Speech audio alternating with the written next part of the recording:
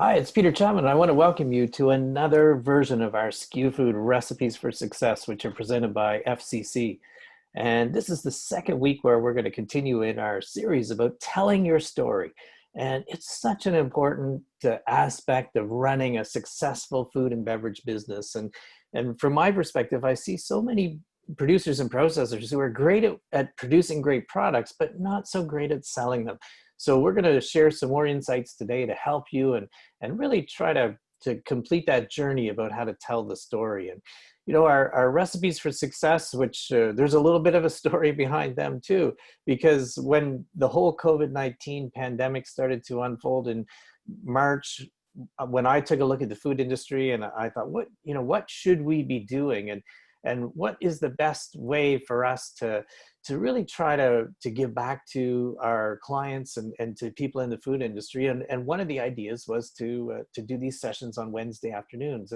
And what we try to do is provide some insights, some tips that you can take and employ right in your food business. And to be honest with you, it's been a great response. We've had people from across the country joining us every week and really getting some great feedback. So we appreciate you being here and taking the time, because I know that the food industry is a busy place, but it's important to keep moving forward and not just producing things, but also moving forward in the business.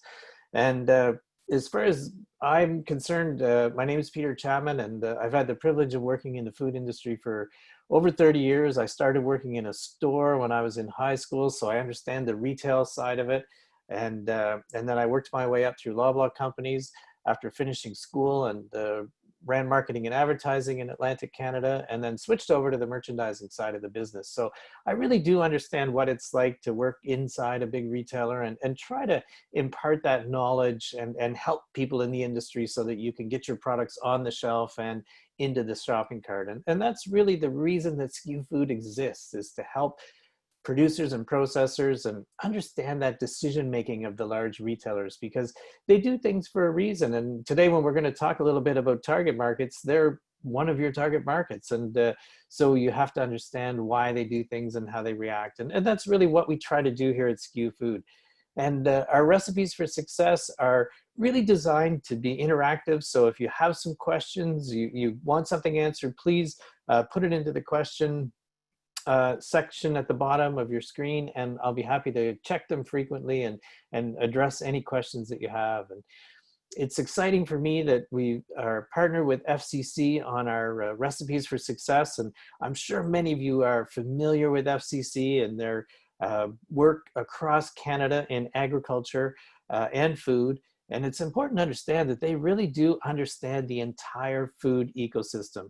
And they are the only Canadian lender that's 100% invested in Canadian agriculture and food. And they finance food processors, manufacturers, wholesalers, distributors, equipment, packaging company, really from one end of the value chain to the other. And they also work with customers who are at every stage in that life cycle. They work with small artisanal producers and processors right up to large multinationals who are exporting. And so if you need some financing options or assistance with cash flow, equipment, inventory financing, expansion, which should be a nice thing to be looking forward to, construction, property, startup, or if you're just trying to diversify, I'd really encourage you to contact some of the people at FCC and explore some of the options of working with them. And I've appreciated the opportunity here at SKUFood to work with them. And one of the things that's great about our recipes for success, we continue to get more requests for different programs. And I'm going to share a little bit. I'm going to share an interesting thing that we found in our good news segment today. And I might even suggest sort of a future series, and I'd love to get your feedback on it, because as I said, these are designed to help you as producers and processors. So I'm gonna share one of the good news stories that we found, and I'd love to get your feedback on an upcoming series. So we'll do that at the end, and look forward to getting your input on that. And this whole telling your story, I've really enjoyed putting together the content, looking for some great examples, which we're gonna share today, because it is so important. And to be honest with you, I think if I was to grade a lot of businesses sort of 1 to 10 on telling your story, I'm not sure that we would see a lot of numbers over 6 or 7, to be honest with you. And And I think that's because we get so wrapped up in what we do, we forget who we're talking to, and also that we have to really address how our products benefit them, not just what the product does. And so it's been interesting for me assembling the content, and I look forward to sharing it, the rest of it today, when we really kind of change gears into talking about features and benefits, and then really wrapping it up with how to tell that story. And also, one of the things that I always promise you is that we will talk with people who are actually doing this. And it's great to talk about the theory and that kind of thing, but it's also really important to talk to people who are doing this. And next week on July 22nd, I really hope you'll be able to join us, because we have Carly Minish from Smack Dab Mustard joining us. And Carly is somebody who is, while she was doing her training as a Red Seal chef, she realized that there were some ingredients that just were not that easy to find. And so, or not that, helpful or useful to her in the kitchen. And mustard was one of those ingredients. So she took it upon herself to develop a gourmet line of mustards. And they're great products. If you live in Western Canada, Smack Dab Mustard, which is started in Winnipeg and has moved all the way across Western Canada. So you can get them in British Columbia now. And Carly's done a great job telling her story. So she's going to share some insights with us next week about how she's doing that. And I'd encourage you, if you have time, to check it out in advance, because she does some great work, and we really are excited to have her with us. And then the following week, we've been talking a lot about influencers, and we've got a person joining us on July 29th who's Dani Duguay. And Dani's a chef in Halifax, Nova Scotia. She owns her own catering business called Caper and Olive Catering. And she's also just opened, imagine in the middle of this pandemic, just opened her own restaurant, which she's a partner in, called Harvest, which is a farm-to-table eatery. And I haven't had the option to check it out yet, but I can't wait until I'm in Bedford and have the chance to get in and try it out. But Dani also does a lot of work with different products. And so she's going to explain to us how she develops some of those win-win relationships with food producers and processors. So I'm really excited about having Carly and Dani join us in the next 2 weeks to really round out this telling your story, because what I'm going to share with you is about sort of more the work that you have to do on it. And we've got a great template, which I'm going to show you. And I know we sent it to you today. But then it's also important for us to talk to those people who are doing it. So I'm really excited about the next 2 weeks. And speaking of that template, for those of you who were with us last week, we did send that to you via email. And if you didn't get that via email and you would like to receive it, if you just put your email in the chat, and if you just put it to all panelists, then Susan, who works with me here at SKUFood, will keep an eye on that, and she will send that template off to you. But it's a great piece. Spend a bunch of time. So I have a copy here with me. It's a little hard to read it with the lights, but it's a great step-by-step approach to this. And once you start getting onto that step-by-step approach, it becomes second nature. But it takes you through all the different steps that we are covering, that we covered last week, and that we're going to cover today. So I really am excited about the template, and it's an example of what we try to do here at SKUFood. We try to give you some tips, some tools, insights that really help you do your job easier and not have to sort of start from scratch. So we just give you some examples and walk you through it. So I think it's a great piece, a great tool to use in your business. So if you didn't get the email, just put your email in the chat to panelists, and Susan will be able to get that for you. So what I'd like to do now is we're going to dive in and have a look at some of the content that we've got for you here today.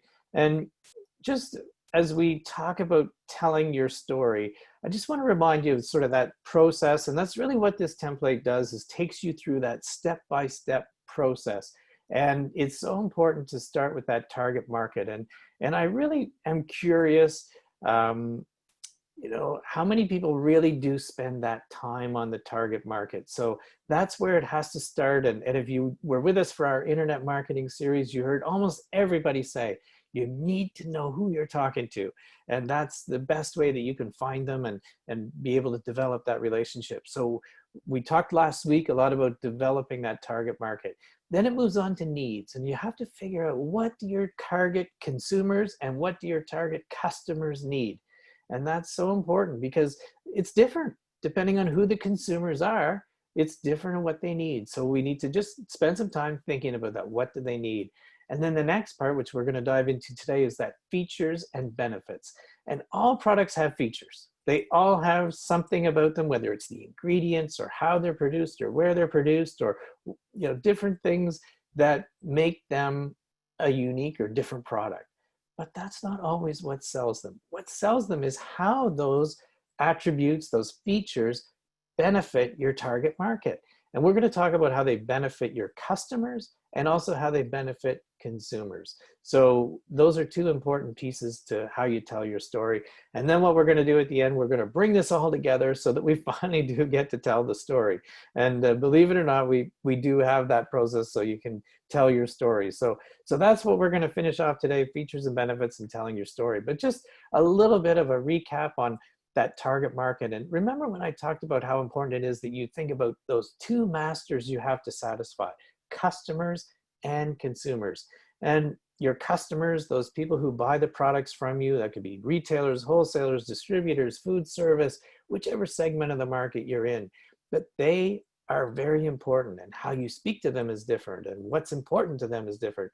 And that's when I talk about getting your product on the shelf. So that's that target market that you really need to understand and think about when you're developing things. It could be your case pack size, all kinds of different things that are important to your target market.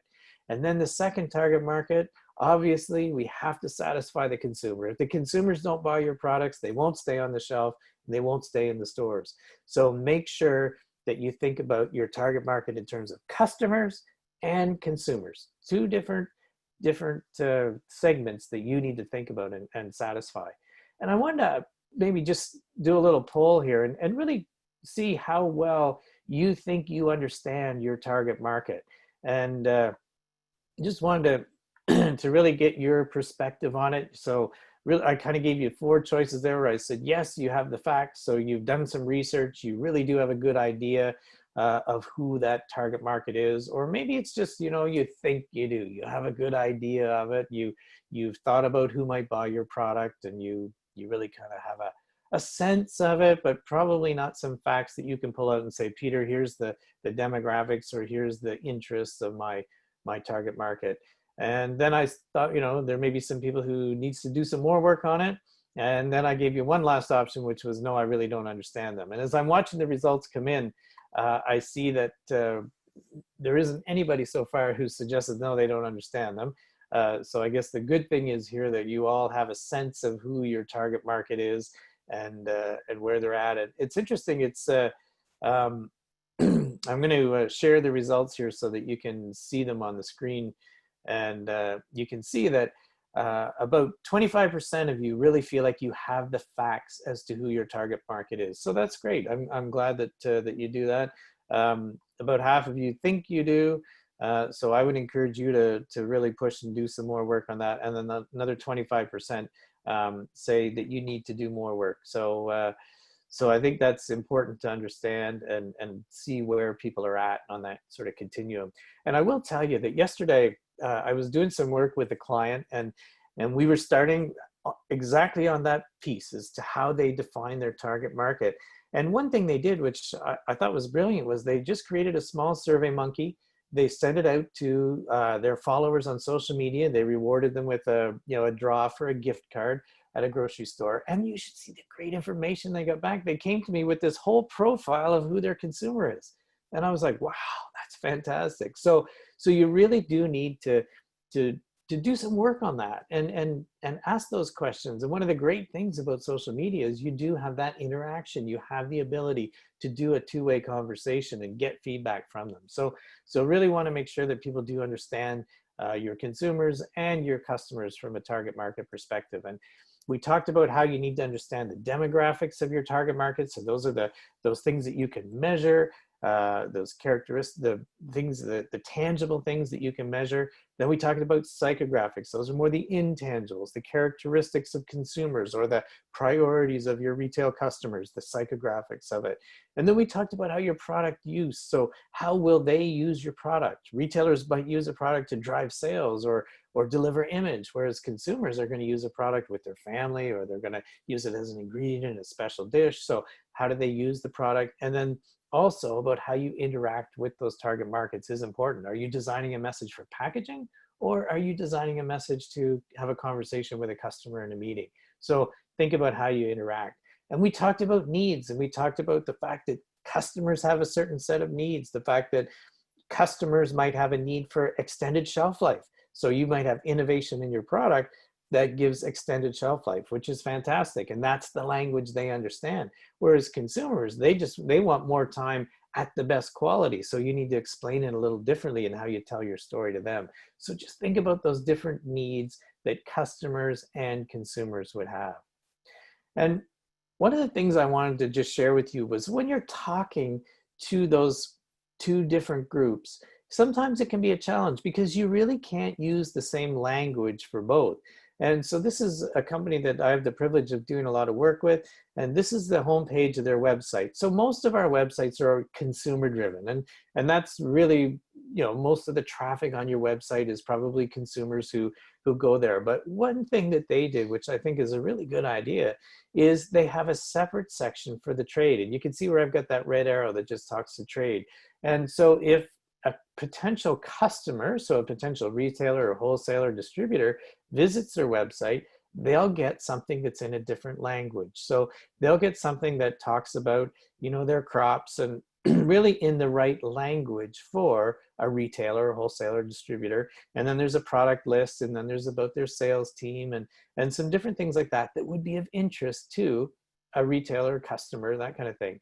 Whereas if you just keep going on the consumer side, then you get things like a TV segment that was about their strawberries and recipes and those kind of things, which we see targeted at consumers. So just remember that when you're talking to those two different target markets, you really want to think about the language you use. It really needs to be different. It's not the same language that's going to resonate with both.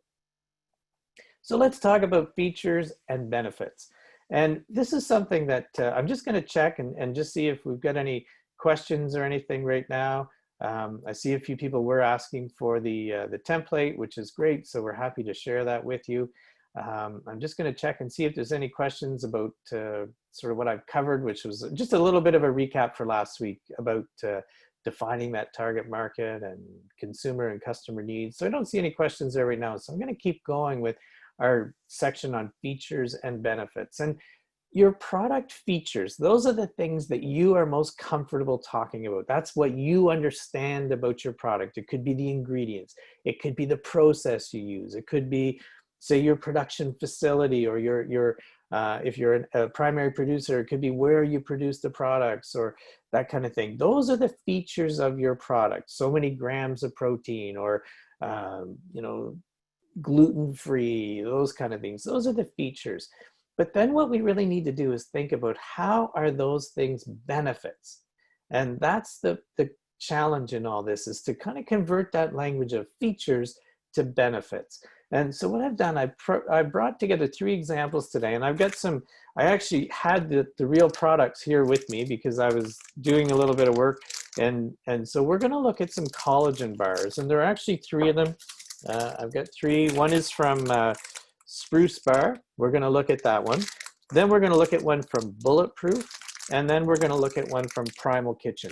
And these are 3 different companies in that collagen protein bar segment. And I just want to show you how they talk about their products. And we're going to talk about how they approach features versus benefits. And the first one we're going to look at is the Spruce Bar. So what I've done, and sorry, I should have explained this. What I've done is I've put a red star beside all of when they're the references to the product features. And what I did was put a green star beside when they reference product benefits. And it just is an interesting way to kind of have a look at how they talk to the consumer and show the difference in the features and the benefits.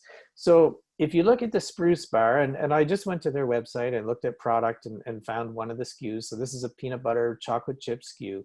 So you can see that they talk a lot about the features of their product. They say we have 7 grams of collagen. And if you're a really educated consumer, and part of their target market might be that they may have said, you know what, we're only going to focus on the health conscious people who are educated about collagen and the benefits of collagen. So, 7 grams of collagen might mean something to that consumer. And it says it has 12 grams of protein, because obviously people are buying these bars because they want the protein. They want that. Perhaps they're the type of consumer who doesn't eat 3 regular meals a day. They might skip a meal and they're looking for that protein. So that's another feature that they have, is that they have 12 grams of protein. They also talk about being produced with non-GMO ingredients. It's gluten-free and made in Canada. So those are all features of their product. And so when we look down further on their page, it's interesting to me that they actually repeat a lot of it. And one point or takeaway for me is the space and the time of your consumers and your customers is so valuable. So if you already said that you have 7 grams of collagen, they explain it a little bit more detail. They talk about 7 grams of wild-caught North Atlantic marine collagen per bar, but really that's really 7 grams of collagen. Now, if they had taken that and explained why marine collagen is more beneficial than, say, bovine collagen, then that to me would be more of a benefit. But by really just repeating it, I'm not sure that that's really explaining the benefit very well to the consumer. And another one is 100% real food ingredients. So I think that's a nice feature of a product, because nowadays we do have products that aren't always 100% real food. So I think that's another good feature. The fact that it's naturally sweetened with dates, I think that's another good feature. Now, it does say that it's paleo-friendly, grain and gluten-free. So to me, that's a benefit of the way they've produced this product. So if I'm a consumer and I'm following that paleo diet, then I'm going, okay, I can eat this bar that can be on my list. Because we all know, if you're trying to follow some of these eating programs, that sometimes it's hard to find the products that fit within the parameters that have been designed. So to me, that's a benefit, and that's a good thing to point out to potential consumers. And then also they have no added flavors, syrups, or sugars. So again, that's another feature of the product. And they've got made in Canada, which we already counted as one. So when you look at their message to consumers, you can see they've got 8 features and 1 benefit. So from my perspective, that's not telling the complete story, because there's more that they can share with the consumer about the benefits of their product. And I'm not saying it's not a good product. That's not my message here at all. All my message is that when it comes to telling your story, you really need to think about converting some of those features into benefits. And so an example that we could use from that would be, so the 12 grams of protein, what does that mean to a consumer? Is it 12 grams of protein, which is so much of the recommended daily amount of protein, or that an average adult female or male would need X amount of grams a day, that kind of thing? Then it becomes converting that feature into a benefit. And made in Canada, I think that's a feature. I think if you want to convert that into a benefit, you might say that we employ over 25 or over 75 or whatever it is, or 100 people in Canada, and we've got employees that have so many years experience or something like that. So you can then turn it in and say, here's how we kind of contribute back a little bit. Or perhaps you say, we do contribute back to the economy in British Columbia or whichever province that we are operating our business in. So I think there's ways to convert those features into benefits. So now let's take a look at the next one. And this is from Bulletproof. So you can see that their message is a little simpler. They're not quite as many words as we saw on the Spruce bar, but they start out with 12 grams of protein and 2 grams of sugar and no added sugar. So those to me, again, are features. Now, they start to change the message here, and they start to talk about quality fats to satisfy hunger. So what they're then telling you is that if you're somebody who has those, if you get hungry during the afternoon or you're not eating the sort of those 3 regular meals and you need to supplement a little bit with something, then they're going to give you quality fats that satisfy your hunger. So that shows you a benefit of their bar. And then they also talk about delicious on-the-go bars support that bulletproof cyclical keto lifestyle. So they're telling you if you're in the keto, if you're following a keto diet, the bulletproof bars fit within that.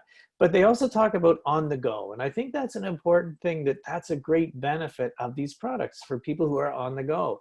And it reminds people, oh yeah, I'm going to be doing something next week. Maybe I'm going hiking, or I'm going to be doing something and I need to have that extra boost. So I'm going to take that with me when I go. And so it's good to remind people about that on the go kind of portability that these products have. And then it also explains the benefit of the collagen. And we didn't see that on the Spruce bar. It just talked about how much collagen was in it. But in this one from Bulletproof, we see that it says collagen protein supports skin, bones, and joints. So for a consumer, they go, okay, now I'm understanding what this collagen is and why it's beneficial, why I'm paying a premium, why they're telling me that how much, that there's collagen in it. Now, one thing that I found interesting about the Bulletproof is they don't tell you how much collagen is in it.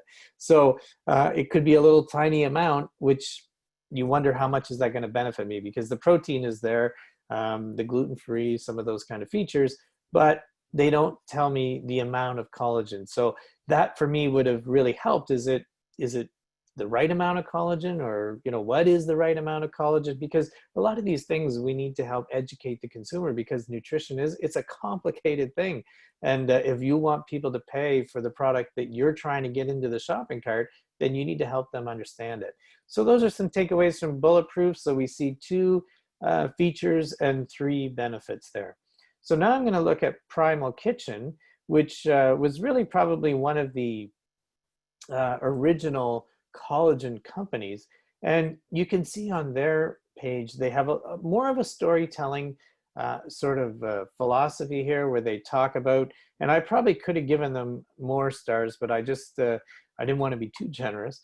But you can see here that I see that there's two features here, and 3 where they're talking about the benefits. And one thing that they talk about, delicious dark chocolate almond with a collagen kick, believe it. And I'm not usually a huge fan of saying to people that your products taste great, because most suppliers always think that their products taste great. But it can be a little bit subjective. But for me, it's really about saying, that in this category, it's been tough to get great taste with collagen. So, I probably would say to them, you're right, it's the right thing to put it there. So they talk about how much collagen they contain, and then they talk about, and they tell you the feature, so 7.5 grams of bovine collagen in every serving to support hair, skin, and nails. So they tell you the feature and the benefit. And I think that's a great sort of philosophy to try to use with your products if you want to talk a little bit about a feature, but then convert it to a benefit. And then they talk about the fact that it's made without gluten, dairy, soy, greens, and paleo friendly. So again, that's that part about that if you're part of the paleo, if that's something you're following, then obviously this product works for you. But one thing to think about is the language they use. So made without gluten, dairy, soy, or grains. And what that almost implies is that some of the bars might be made with. And I find that's an interesting tactic to use sometimes when you're talking about benefits. Sometimes it's not what you do, but maybe what you're not doing. And it puts that point in the consumer's mind where they go, well, maybe some of the other ones are. So think about that as an option for you as well. And they talk about 15 grams of protein sweetened with honey. But they also put in there that they're perfect for the midday snack or on-the-go grazing. So again, they're telling you the benefit of their product, that it's portable and you can take it with them. And then they've got these points at the bottom, which there's a little bit of repetition. So I would challenge them about that and say, why don't you come up with something new and something different where it's got collagen supports the hair, skin, and nails, and 7.5 grams. Now, someone might make the argument that some people read text, some people look at bullet points. You could make that argument, but I really think that the time of our consumers is so important, so let's make the best use of it. And then, as I said earlier, they put that point about made without gluten, dairy, soy, or grains, and it puts that sort of question in your mind. Wow, do the other ones have that? And maybe I should check that out. So you can see that those are examples of how you can really explore the difference between features and benefits. And it's important to remember that it's the same when you're talking to consumers, and then you have to look at the features and benefits when you're talking to your customers. And I didn't do as much detail on that here, but one thing I would tell you is the pack size for these bars is different. So if one product has 12 in a box and the other has 8 in a box, the retail customer, depending on the size of the store, they might see that as an advantage or not. So those are the kind of features. And then when you get to convert that to a benefit, you say to the customer that our pack size is 12 to make sure that you're in a good in-stock position. And we never want you to be out of stock on the shelf. Or if you're trying to promote a smaller pack size, you could say our pack size is 8 in a box to reduce the amount of inventory investment that you have to make. So big stores want bigger packs with less frequent touches by labor. Small stores want smaller investment and able to refill the shelf more often. So think about the differences when you're talking to customers and consumers, again, about those features and benefits. So when it comes to bringing this together and really trying to tell your story, and if anybody's got any questions about features and benefits, I'd be happy to address those for you, because it is something that it's easy to just focus on features, but we really need you to translate those into benefits. So when it comes to now telling the story and bringing this whole piece together, I want you to think about 4 simple things. So who is the target market that you're talking to? Which customers and which consumers? And make sure that you've got that really great definition of them, because when you start talking about the next step, you need to have that target market in mind when you start to think about what do they need. So you define that target market, then you start to think about what do they need. And then once you understand what they need, then you talk about where is this interaction going to happen? Am I designing a story for a packaging piece? Am I designing a story for a social media piece where I can have interaction and ask people what they think? Am I designing it for a mass media piece? Perhaps it's a billboard, which is, you get 4 seconds to grab their attention. And what's the one piece that you're going to try to grab their attention with on that billboard? Or if it's a customer side, are you going into a meeting with the category manager, and what are their needs? So think about where that interaction will happen, and then how does your product benefit? What are the benefits that your product delivers to that target market? And then you've got a story. Then you've got something that's going to resonate with those people and that fills their needs and is designed for the right interaction. And once you start to use this process of who am I speaking to, what do they need, where will this interaction happen, and how does my product benefit them, then you're going to have a great story that's going to be effective, and it's going to get your product on the shelf and into the shopping cart. So I want to share a few more examples of some products that we found in the store, just in terms of how they're telling their story to consumers. So here's one here, which is Oat Yeah, which is from Silk, which we're all familiar with Silk being a large player in that almond milk category. And actually, before I get to the questions, talking about some of the photos, there are a couple questions. So I see one here that says, with respect to the made without verbiage, what do you think of brands using that kind of wording, even if the competitors' products are also likely made without? So they reference an example with A&W, which brags about not using hormones in their beef, something that is common to all Canadian beef, and is adding hormones to cattle is illegal in Canada. Also note they do not make the same claim about their chicken, where there are not the same regulations in Canada. So yeah, interesting question.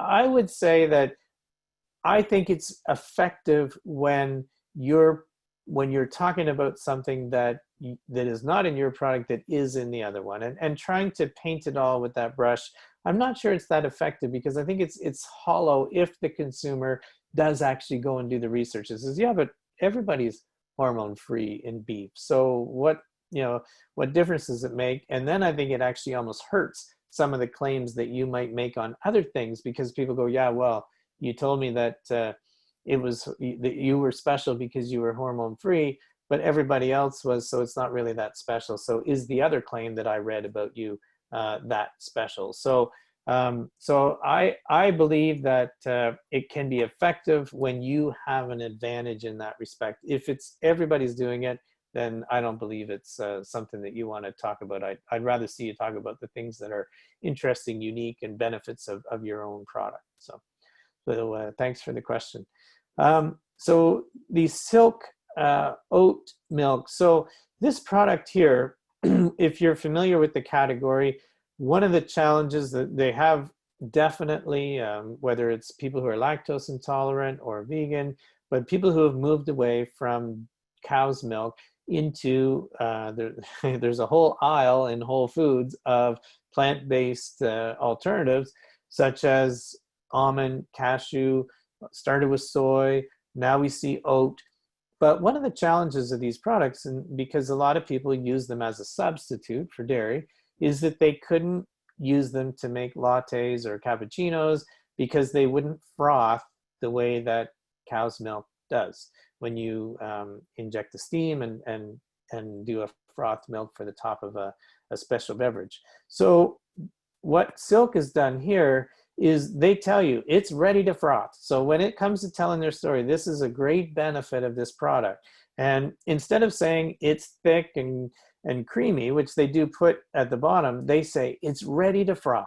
So if you're the type of consumer who, for whatever reason, is not buying the milk in the cow's milk, but you want to have that product, but you've been looking for the one that you can use in your lattes or your cappuccinos, then what Silk is saying is this product is ready to froth. So, and telling your story can sometimes be very effective with only one point, one benefit to the consumer. It doesn't have to be 50. You don't have to make your product look like a NASCAR car. You can just really point out the one thing. And if that's going to be like the key selling feature to your product, and you've identified that your target market really does need that, then talk about it. Make sure it's plain and simple and they get that message, because sometimes less is more.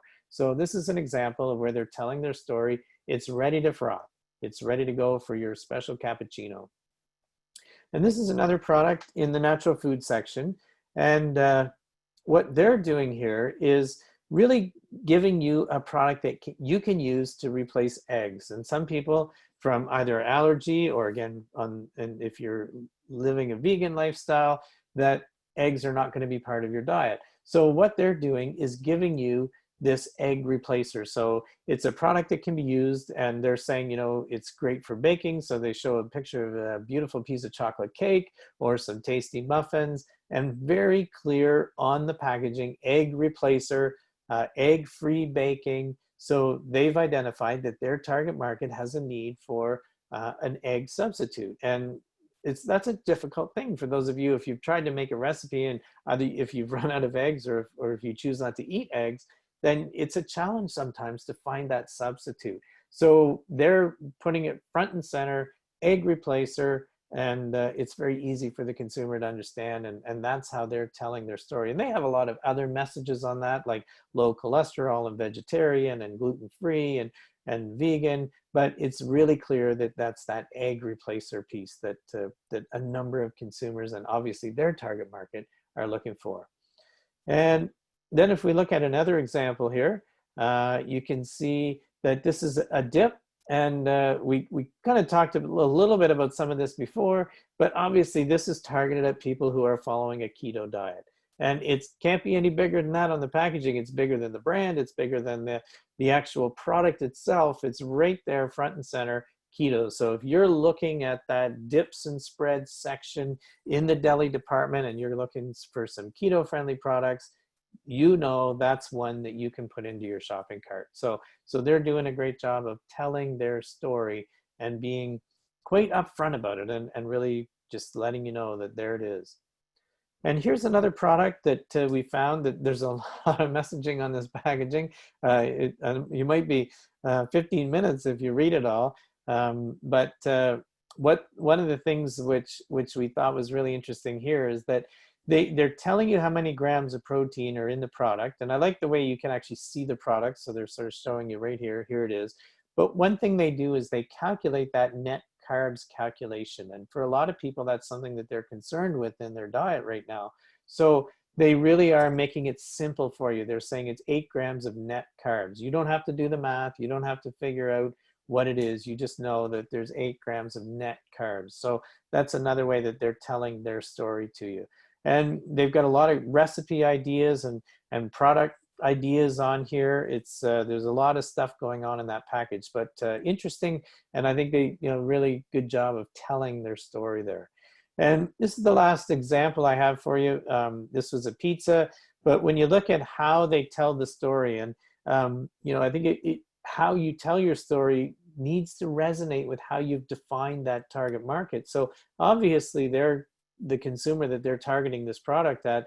They might even have a little bit of doubts because they're saying, yes, it's colorful and delicious spinach crust. So perhaps they did some research, they talked to their target market, and maybe people even said, I'm not sure you can actually deliver a spinach and crust, or spinach and wheat crust that's delicious and colorful at the same time. So they're kind of making that point. And 43% vegetables they talk about with the large spinach leaves on there. So they're really telling the story of what it is, and how it's that it's delicious and colorful.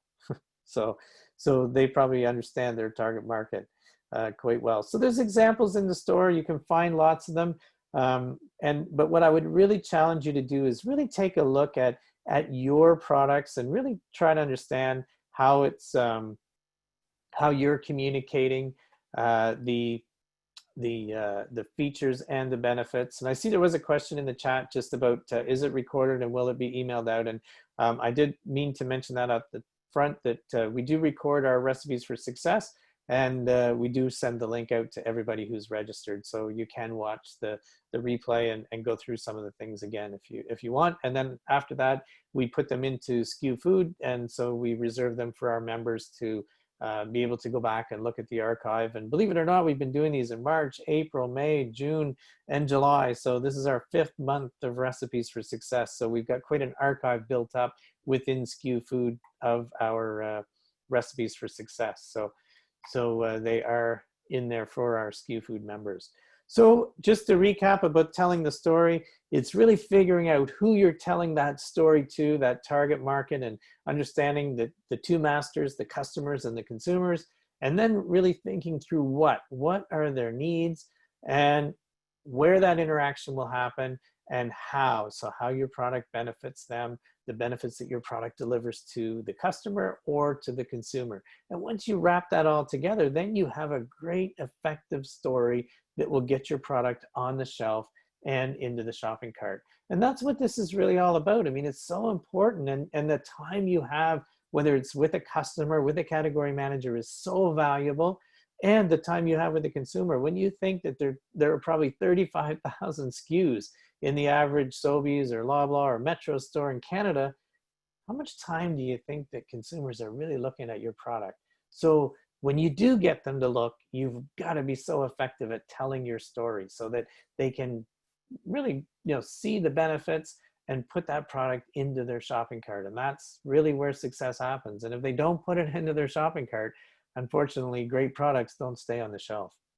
So every week we conclude our recipes for success. And again, if you've got any questions, I'd be happy to answer them. We conclude our recipes for success with some good news. And one of the things, and this is what I referred to off the top about something I wanted to share with you. And I got this from Al Archibald. He sent an article about this company from the Globe and Mail, actually just this morning. And I thought it was a really interesting idea. And one of the biggest challenges that we've had since the onset of COVID-19 is no sampling in the stores that all the retailers have eliminated. Now, I did see, to be honest with you, I was at Costco last week and I did see a little bit of product sampling happening. It was the person doing the sampling was like almost like in a phone booth, and they did have some products out for people to try, but I didn't see the usual crowd around that we would normally see at Costco on sampling. So, but they were doing it. But in all of the other retailers, my understanding is right now still no demos at all. And I know for a lot of products that was a key part of your strategy, a key tactic in your strategy to get your products into the consumer shopping cart. And also part of what you would have said to your customers as a benefit is that you're going to stand behind your products. You're going to invest in trying to get trial or show consumers what you're doing. And so those would have been benefits, but we can't do that anymore. So this company, which was started by somebody in Canada. And so what they do is they encourage consumers to sign up online, and there's quite a detailed, almost not an application, but you do have to fill out some information about yourself so that they can ensure that they've got the right target market for the samples. And then what they do is they work with food producers and processors, and they send the products out to be sampled only by the consumers who they believe have a real legitimate chance of becoming a long-term consumer for them. So in the old world, if you would have done some research, you would have found that probably 1% of consumers who try product at a demo are converted into long-term buyers. And you might be higher than that. That's great, congratulations. But I think that overall in the marketplace, the surveys would say that if you sampled your product to 100 consumers, only one remains as a long-term loyal consumer on average. So what this company, when I did a little bit of research and looked on their website, they say their conversion rate can be up to 25%. So if you sent your samples, or they did for you, to 100 consumers, they get 25 loyal long-term consumers from that. So that's a much more effective method because they've already pre-screened who's going to get the samples. And I think it's a really interesting option and probably more efficient than doing sort of the fire at the broad consumer segment in a store and feed people's children when they come in and that kind of thing. And you might get more than, if you did 100 samples one night, you might get 20 people to buy, but of those 20, how many are the long-term? And that's where that 1 out of 100 comes in. So this company is saying that their rate of conversion from sample to long-term loyal consumers is much more effective. So I'd really encourage you to check it out. And they also can do different things. They have different offerings that they're generating. But one thing I did read in the article was that they had 130 companies before COVID-19, and then it went up to 300 after or during. So the website is www.sampler.io. And I'd encourage you to check it out. I think it's a really interesting idea that has blossomed in the face of all the change that you and everybody in the food industry is having to manage through. So another good news story we found, Sobeys teamed up with McCain and the food bank in Moncton, New Brunswick, and consumers could go and give a donation to the food bank, and then they would in turn receive a bag of McCain fries or hash browns. So a nice partnership between Sobeys and McCain's, and you can see Day and Ross there, who would be a trucking company that would be used by McCain's. So different parts of the food value chain coming together to benefit the food bank in Moncton. So congratulations for them for participating in that. And then the final good news that we had this week was Hormel Foods, and you're probably familiar with a lot of their brands. They're a large company and did a lot in the US, to be honest. When I saw this and did a little bit of research, they did a lot of really good things through the whole pandemic in the US market, but also 75,000 pounds of food to the Second Harvest Food Bank and people in Ontario who were people who were families in need. So great work by Hormel, and a brand you would know would be Spam, and they do have other products, but they have also these trays which you see there in the photo. So congratulations to them for helping out people who are in need. And we know that it's still a long time before the economy recovers, and so congratulations to all of the people in the food industry who stepped up and tried to help out during these really challenging times. And I hope that we'll be able to see you next week. I'm really excited, as I mentioned at the beginning, to have Carly Minish from Smack Dab here with us. And I've known Carly since I had the opportunity and privilege to do some work with Food and Beverage Manitoba, and saw Carly's products and really saw some, I just thought that it was great potential. And whenever I am in Winnipeg, which is not that often lately because none of us can travel, but if I was, I would pick up some Smack Dab mustard and take it home, because they are great products, and she's got a lot of fantastic recipes on her site and that she shares with people, and that's a key part of her telling her story, which she's going to share with us next week, is just how to use her products. There's a great one for a plank salmon. You soak the plank, and then you put your salmon on it, and then you put Smack Dab, I believe it's maple mustard, and some crushed rosemary on top, and it's just a great, not a complicated, but it makes a great plank salmon. So I'm sure Carly will share more of some of her recipes with us next week, but really looking forward to having her here and sharing her insights into how to tell your story. And I'm just going to check one more time, and I don't see any more questions in the chat box there. I appreciate those people who did ask questions this week. And if you do have any follow-ups or anything like that, you can always get me. It's peter@skufood.com, or you can give me a call, 902-489-2900. And always happy to have a conversation about the food industry and try to help you get your products on the shelf and into the shopping cart. So we look forward to seeing you next week.